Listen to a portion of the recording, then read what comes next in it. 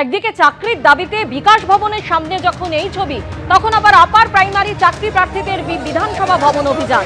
Zarina crossing এর রাস্তায় বসে পড়ে বিক্ষোভ দেখায় তারা। সুবোধ মল্লিক স্কোয়ার থেকে বিধানসভা ভবন পর্যন্ত অভিযান আপার প্রাইমারি চাকরি প্রার্থীদের।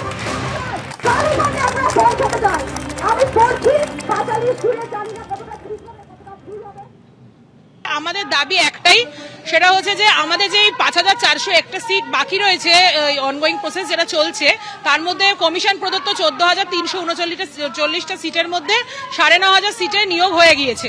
এখন ৫,৪০১টা সিট বাকি আছে। আমরা শহীদ মাতঙ্গিনী হাজরার মূর্তির পদতলে প্রায় ২০০ থেকে ২৫০ জন ক্যান্ডিডেট রয়েছি।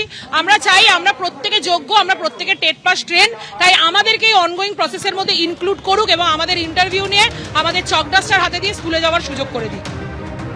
আর এবার উত্তরবঙ্গের ছবি আপনাদের সামনে রাখবো, যেখানে বিজেপির তরফে চাকরির দাবিতে শিলিগুড়ি পুরসভা ঘেরাও করা হলো।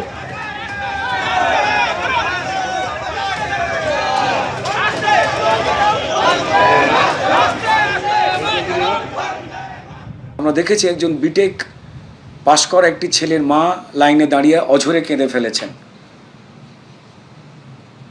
যে যুবকদের চাকরি চুরি করলো এই রাজ্যের কিছু লোকজন, যে যুবকরা রোজগার করতে পারতেন ২০-২৫ হাজার টাকা, সেই যুবকদের চাকরি যারা কাড়লো তারাই বলছেন যে ভাতা নাও, নিশ্চুপ হও।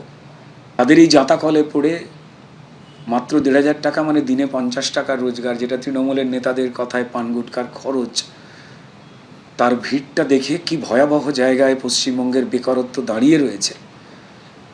চোখে জল নিয়ে ছেলেমেয়েরা ভালো রেজাল্ট করেও দাঁড়াচ্ছে লাইনের। এটা কি খুব আনন্দের দৃশ্য? জানি না, চোখে জল আসছে। প্রথম থেকেই অনলাইন করে দিলেই পারতেন। অন্তত প্রচুর মানুষ রয়েছেন যাদের তৃণমূলের মতো লজ্জা ঘেন্না যারা বিসর্জন দেননি, সেই বাবা মা কাকা জেঠু তারাও দাঁড়িয়েছেন তার ছেলে বা মেয়ের জন্য লাইনে।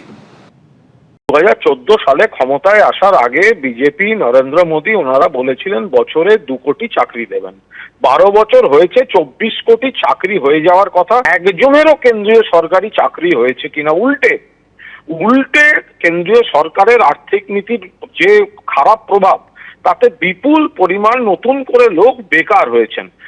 সারা ভারতবর্ষে বেকারত্বের হার বাড়ছে, আর পশ্চিমবঙ্গে উলট পুরাণ চাকরি এবং স্বনির্ভরতা বাড়ছে। তারপরেও যারা এখনো অপেক্ষায় আছেন, হয়তো দুদিন বাদে হবে, তাদের যাতে আনুষঙ্গিক সব খরচ ইত্যাদি সুবিধা হয়, সেই জন্য মাননীয় মুখ্যমন্ত্রী এই যুবসাথী প্রকল্প করে দিয়েছেন।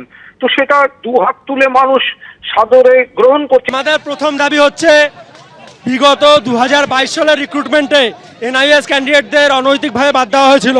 তারপরে সুপ্রিম কোর্টের নির্দেশে ১২৩৩ জন পিটিশনারকে সুপ্রিম কোর্ট ৩ মাসের মধ্যে নিয়োগ দিতে বলেছিল এপ্রিল মাসে ২০২৫ সালে। তাদের নিয়োগ 10 মাস অতিক্রান্ত হলেও এখনও অবধি হয়নি। তাদেরকে অবিলম্বে নিয়োগ দিতে হবে। ২০২৫-এর চলমান নিয়োগ প্রক্রিয়াতে এনআইএস থেকে প্রশিক্ষণপ্রাপ্ত টেট পাস ক্যান্ডিডেটদের ইন্টারভিউ দিয়ে মেধার ভিত্তিতে প্রতিযোগিতা করার সুযোগ দিতে হবে। মেধার ভিত্তিতে নিয়োগ করতে হবে। কোন ইনস্টিটিউশন থেকে পড়াশোনা করেছে সেটার ভিত্তিতে নিয়োগ দেওয়া যাবে না। আর এই ধরনের বৈষম্যমূলক নিয়ম বানানোর জন্য গৌতম পালকে অবিলম্ব সময়ের মধ্যে পদত্যাগ করতে হবে। আজকে এই যে পর্ষদ, আমাদের যে পশ্চিমবঙ্গের যে প্রাইমারি শিক্ষার পর্ষদ, এরাই হচ্ছে এটা এক ধরনের দুর্নীতি করছে এদের সাথে।